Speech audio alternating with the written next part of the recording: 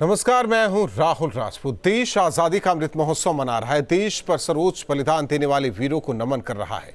PM Modi के वो कौन से 5 प्रण हैं जो उन्होंने देशवासियों को गिनवाए थे, उनका पालन करने की बात कही थी, देखिए।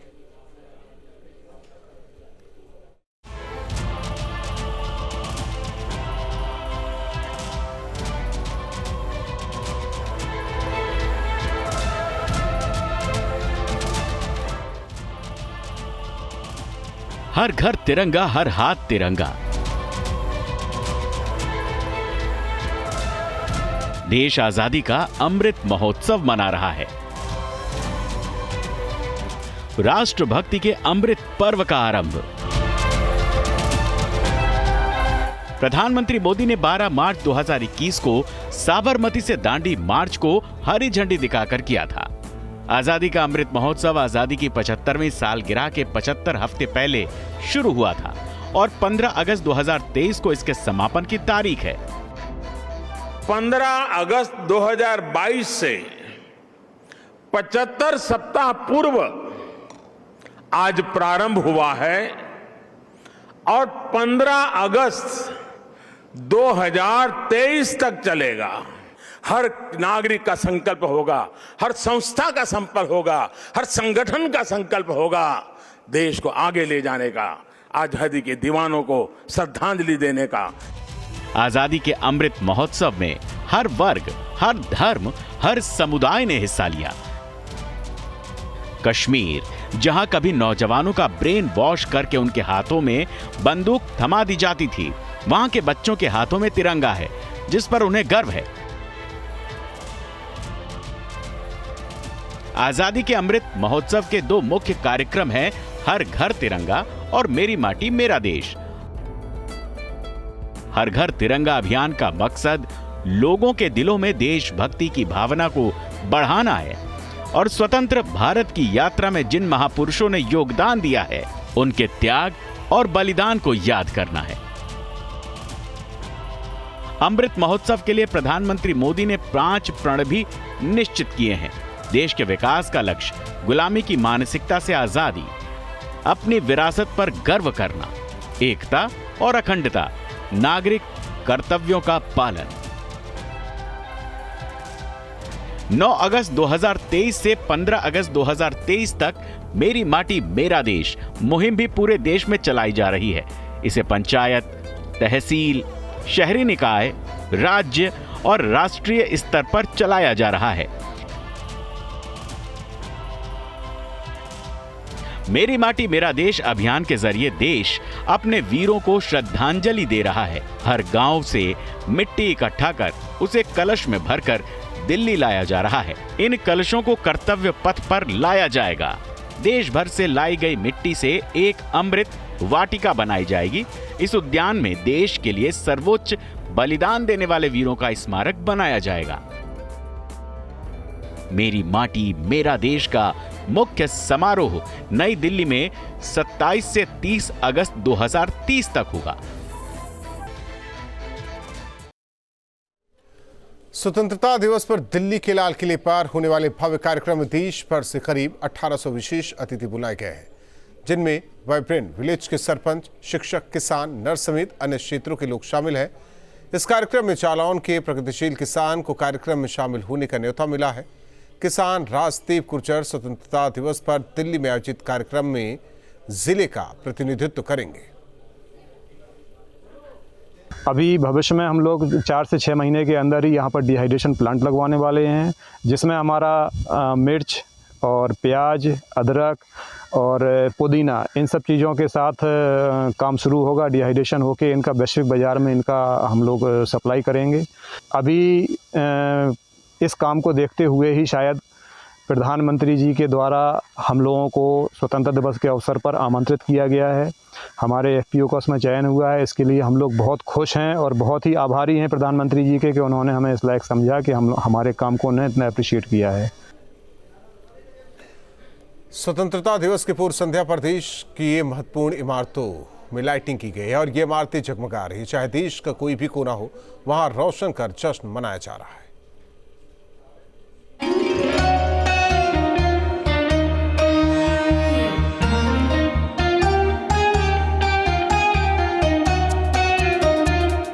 स्वतंत्रता दिवस की पूर्व संध्या पर राजधानी लखनऊ में विधानसभा रोशनी में नहाई हुई है।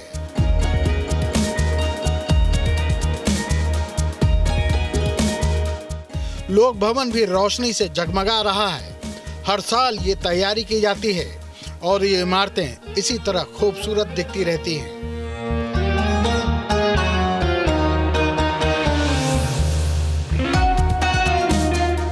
उत्तर प्रदेश की राजधानी लखनऊ में स्वतंत्रता दिवस की पूर्व संध्या पर हम आपको लेकर के आ गए हैं विधानसभा, जहां पर ये रोशनी से दिख रहा है कि स्वतंत्रता दिवस की तैयारियां किस तरीके से की जा रही हैं। पूर्व संध्या के इस मौके पर आप विधानसभा को देखिए, किस तरीके से यहाँ पर रंग को ऐसा शेड दिया गया है, अलग अलग रंग यहाँ आपको साफ नज़र आएगा। वो विधानसभा जहाँ पर विधायक, नेता सदन, मुख्यमंत्री और बाकी सारे विधायक रहते हैं, यहाँ पर सदन में बैठते हैं। आज उसी विधानसभा की रौनक ही अलग है। बल्कि देखिए, हमारे वीडियो जर्नलिस्ट अमित आपको दिखा रहे हैं कि किस तरीके से अलग अलग रंगों का पैटर्न अपने आप में खूबसूरत लगता है। आपने ये सजावट देखी स्वतंत्रता दिवस कल, कैसा महसूस हो रहा है?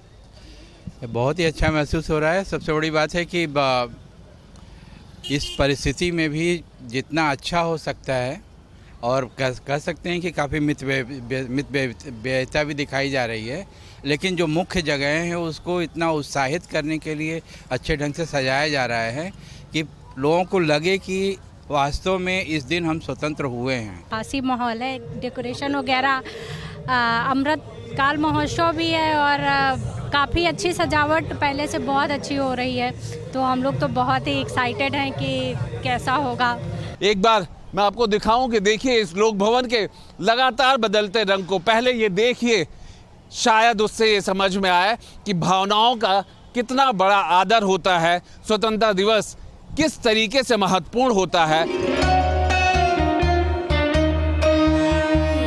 वहीं दिल्ली के राष्ट्रपति भवन, संसद भवन और नॉर्थ एवेन्यू, साउथ एवेन्यू भवन भी चमचमा रहा है।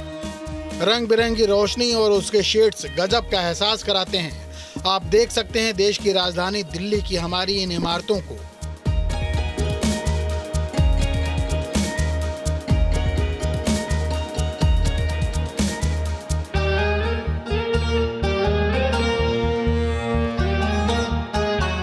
इसके बाद आप देखिए मुंबई की CST यानी छत्रपति शिवाजी टर्मिनल्स को, जो रोशनी में कितना खूबसूरत लग रहा है। मुंबई की इस ऐतिहासिक इमारत को रोशनी में नहाते देखना बेहद खूबसूरत लगता है।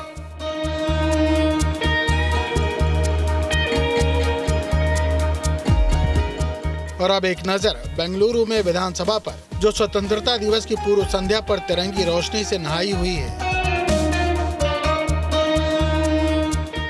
ये रोशनी हमारे अंदर ये विश्वास पैदा करती है कि हम वतन से हैं और वतन हमसे है। Team news state.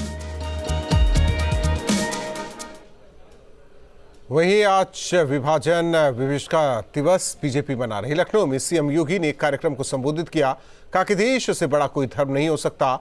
Nation first की थ्योरी से ही हम विकसित राष्ट्र बन सकते हैं। इस दौरान सीएम योगी ने पाकिस्तान पर निशाना भी साधा।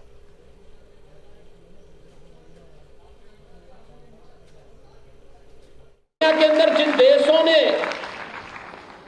देशों ने प्रगति की, उन देशों की प्रगति के पीछे नेशन फर्स्ट की ही उनकी थ्योरी है। दुनिया के अंदर किसी भी देश में आप चले जाइए, उनके मन में एक ही भाव है, और वह भाव है कि मेरे लिए मेरा राष्ट्र सर्वोपरि है। अराजकता चरम पर, कोई सुरक्षित नहीं, क्योंकि ये कभी नहीं हो सकता कि जो दूसरों के लिए कांटा बोए तो उसके लिए कोई फूल बिछाने का कार्य करे। वे कांटे तो एक न एक दिन उसी को काटने पड़ेंगे, उसको उन्हीं से गुजरना पड़ेगा, उन्हीं से उसका सामना होना पड़ेगा। और यही आज पाकिस्तान के अंदर हो रहा है। उसने दुनिया को दर्द दिया, भारत को विभाजन का दुनिया को आतंकवाद का। स्वतंत्रता दिवस को लेकर ताज नगरी आगरा में पुलिस ने सख्ती बढ़ा दी है, तो वहीं ताजमहल को त्रिस्तरीय सुरक्षा घेरे में रखा गया है, जिसका जायजा लिया संवाददाता विनीत दुबे ने। 15 अगस्त को लेकर ताजनगरी आगरा में सुरक्षा व्यवस्था चाक चौबंद कर दी गई है। अगर ताजमहल क्षेत्र की बात की जाए तो त्रिस्तरीय सुरक्षा घेरा यहां पर प्रशासन ने खींचा है।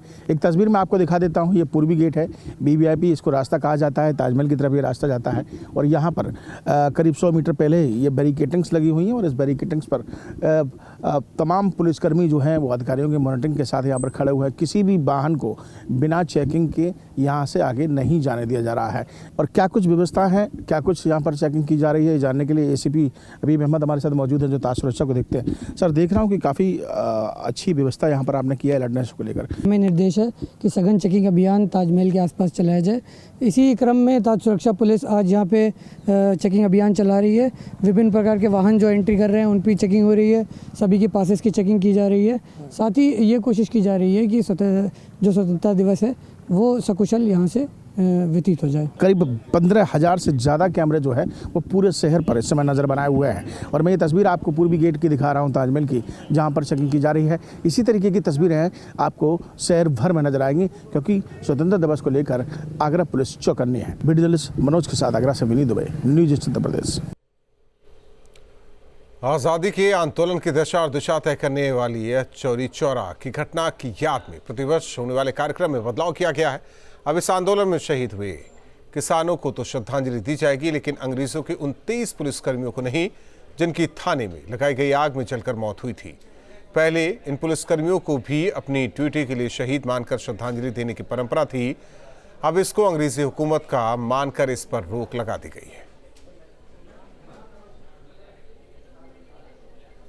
पूरे देश को बधाई है इस चीज़ के लिए और सरकार को इसके लिए धन्यवाद है कि ये बहुत बड़ा फैसला इन्होंने लिया है कि कम से कम जो बरतानिया हुकूमत की पुलिस थी, जिन्होंने भारतवासियों पर गोलियां चलाई थी, जिन्हें बर्बरता से कुचला था, उनको जो सलामी दी जाती थी उसको सरकार ने बंद किया है। मैं इसकी बहुत दिल से उनको धन्यवाद देता हूँ, बधाई देता हूँ। जो पुलिस का शहीद स्मारक बना है, जहाँ जो मृत पुलिस वाले थे उनकी समाधि या कब्र बनी है, वहाँ पे काफ़ी वर्षों पहले कार्यक्रम होते थे, लेकिन परंपरागत रूप से बहुत दिनों से ये कार्यक्रम नहीं हो रहे हैं। जो हमारे जनता के लोग शहीद हुए थे, उसी शहीद स्थल पे अब कार्यक्रम होते हैं। 4 फरवरी 1922 को गोरखपुर के चौरी चौरा में एक थाने में आग लगा दी जाती है, जिसमें 23 पुलिसकर्मियों की मौत होती है। इस समय चौरी चौरा के उसी जगह पर मौजूद हैं जहां ये घटना घटी थी।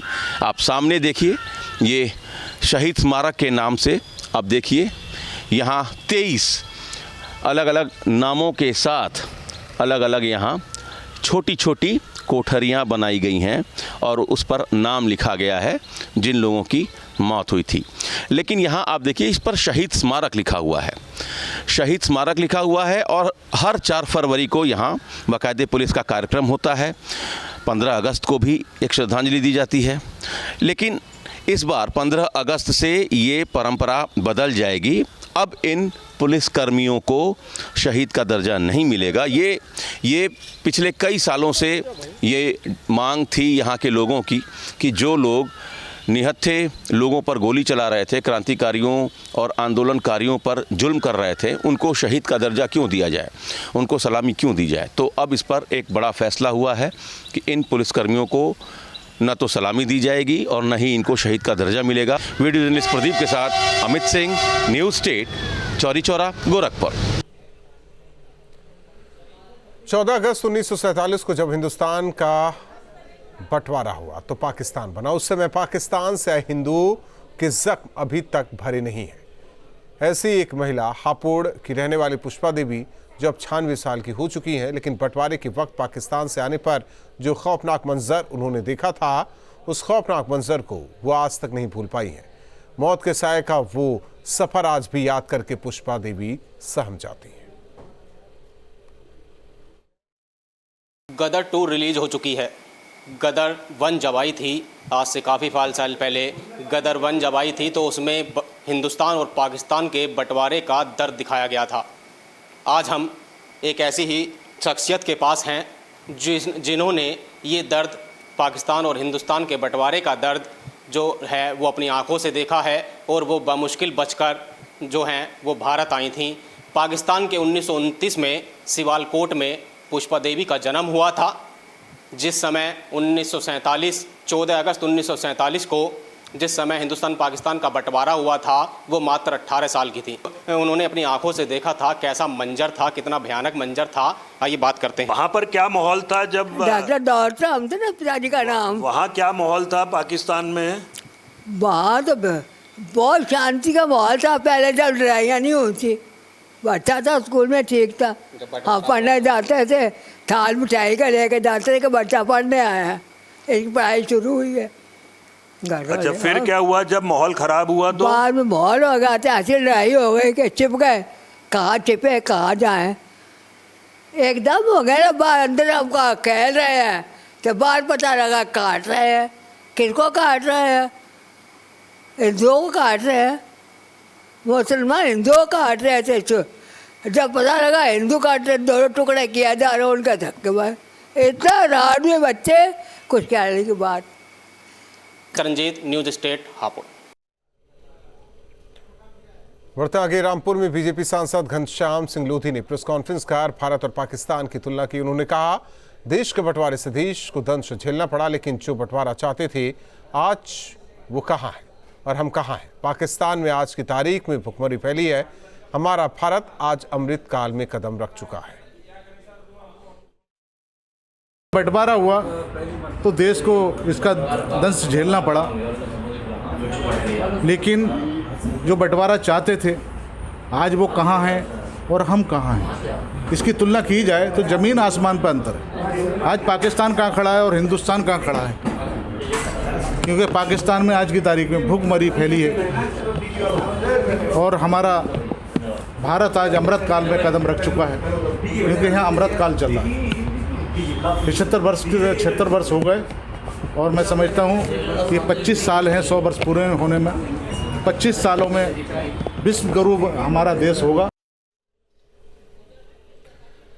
देश के आज़ादी में लोगों के संघर्ष और बलिदान की याद को बीजेपी विभाजन विभीषिका स्मृति दिवस के रूप में मना रही है। जिस तरीके से देश का बंटवारा हुआ और वहीं बीजेपी का कहना है कि अब अमृत काल चल रहा है भारत में। बीजेपी के इस अमृत दिवस पर एसपी हालांकि राज्यसभा सांसद जावेद अली खान ने अपनी प्रतिक्रिया दी।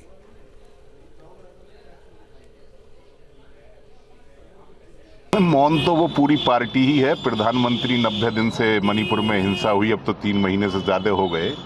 अब संसद में बोले, मणिपुर पर कुछ शब्द नहीं बोले, तो मौन रहने की उनकी महारत है, निकालें, उसमें क्या हर्ज है।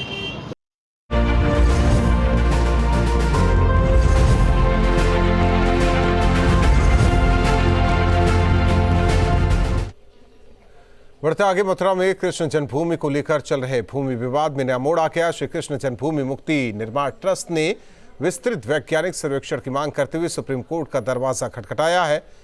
सिद्धपीठ माता शाकुंभरी पीठाधीश्वर आशुतोष पांडे ने रुख किया है सुप्रीम कोर्ट का। वहीं इलाहाबाद हाई कोर्ट से लिए गए फैसले के खिलाफ शीर्ष अदालत में एक विशेष अनुमति याचिका दायर की है।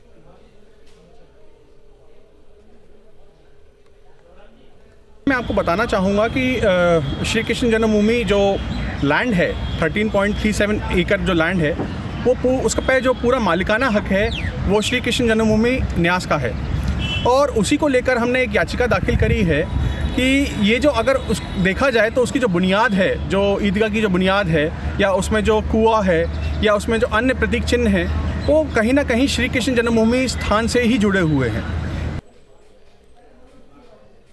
माफिया अतीक अहमद और अशरफ की हत्या के बाद ये माना जा रहा था कि अतीक के आतंक का राज खत्म हो गया है। लेकिन हाल ही में अतीक अहमद की बड़ी बेटी अली अहमद के खिलाफ 2 नए रंगदारी और जान से मारने की धमकी देने के मामले में जिस तरह से केस दर्ज हुआ, उसके बाद चर्चा कर्म की अतीक अहमद के इंटरस्टेट गैंग IS 227 को नया सरगना मिल गया है।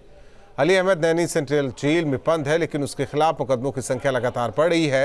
अब तक उस पर कुल 9 मुकदमे दर्ज हो चुके हैं। ये माना जा रहा है कि शाइस्ता जैनब को पीछे छोड़ अली अहमद ने अतीक के आपराधिक साम्राज्य की विरासत संभाल ली है। अतीक अहमद के 5 लड़कों में असद के मारे जाने के बाद अली इकलौता एक ऐसा शख्स है जिसके बारे में कहा जाता है कि वो अतीक और अशरफ के बाद गैंग को लीड कर सकता है और अतीक के जो एक क्रिमिनल एम्पायर था उसको आगे बढ़ा सकता है। ऐसे में जिस तरह पिछले कुछ दिनों में ताबड़तोड़ FIRs हुई हैं और जिससे ये जाना जा रहा है, पता लग रहा है कि अली जेल के अंदर से रहते हुए लोगों से पैसे की डिमांड कर रहा है, फिरौती डिमांड कर रहा है, ज़मीनें मांग रहा है और ज़मीनें अपने नाम रख करने को कह रहा है। माफिया अतीक अहमद और अशरफ की हत्या के बाद ये माना जा रहा था कि अतीक और अशरफ के खौफ के राज का अंत हो गया है, लेकिन हाल ही में जिस तरह से अतीक अहमद के दूसरे नंबर के बेटे अली अहमद के खिलाफ रंगदारी और धमकाने के 2 नए मामले दर्ज हुए हैं, उसके बाद पुलिस के कान खड़े हो गए हैं और पुलिस इस पूरे मामले की जांच में जुटी है।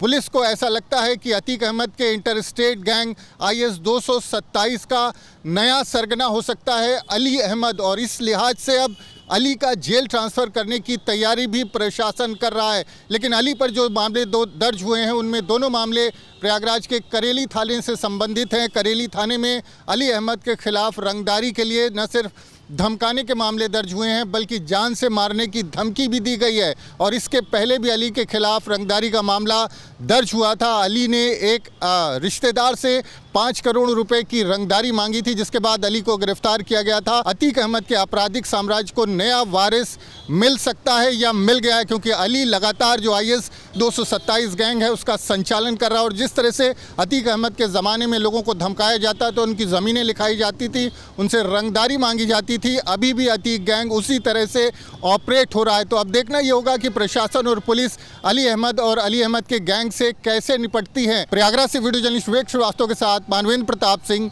News state, Uttar Pradesh. Mafia Mukhtar Ansari और उसके विधायक बेटे अब्बास अंसारी की मुश्किलें बढ़ गई है। गाजीपुर पुलिस ने शिकायतों पर 2 अलग-अलग थानों में FIR दर्ज की है। मोहम्मदाबाद कोतवाली में सरकारी जमीन को धोखे से बहन के नाम कराकर बेचने के मामले में और व्यापारी नेता के कॉमर्शियल भवन को जबरदस्ती बेटे अब्बास के नाम कराया गया था। SP गाजीपुर ओमवीर सिंह ने इस मामले की पुष्टि की है। 2012 में लेन देन हुआ था और इसमें भी गंभीर धाराओं में उसे धमकी देने का और एक तरह से एक्सटॉर्शन है, इसका ही मुकदमा इसमें लिखा गया है। बाकी जांच के दौरान कुछ और अगर इसमें जिस तरह के साक्ष्य मिलेंगे उसमें धाराओं की बढ़ोतरी की जा सकती है।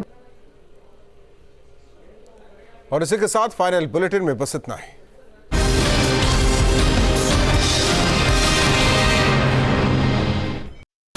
प्रस्तुतकर्ता Graphic Era, transforming dreams into reality.